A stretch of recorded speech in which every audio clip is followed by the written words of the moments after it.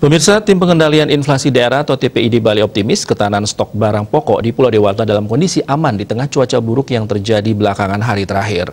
Berdasarkan data Disperindak Bali untuk periode Februari 2021, ketahanan stok mencukupi pemenuhan rata-rata 2 bulan ke depan.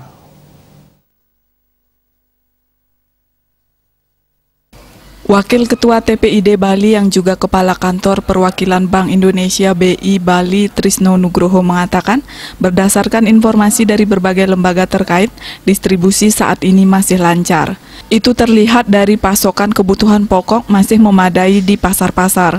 Namun sejalan dengan pemberlakuan pembatasan kegiatan masyarakat atau PPKM, skala mikro yang diterapkan untuk daerah Jawa Bali secara tidak langsung juga berpengaruh pada distribusi pangan saat ini.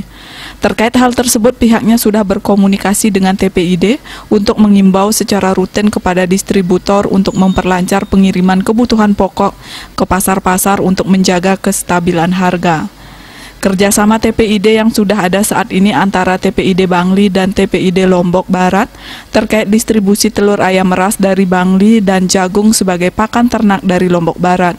Selain itu, saat ini juga telah dilakukan penjajakan antara Provinsi Bali dan Provinsi NTB terkait kerjasama pemasaran produksi hasil pertanian.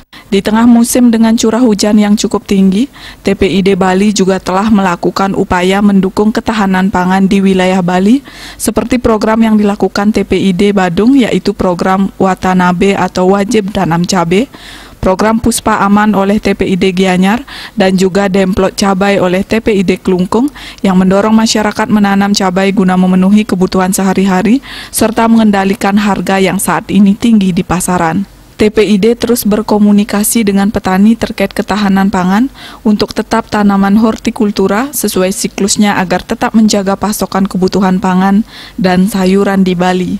Suardika Bisnis Bali melaporkan.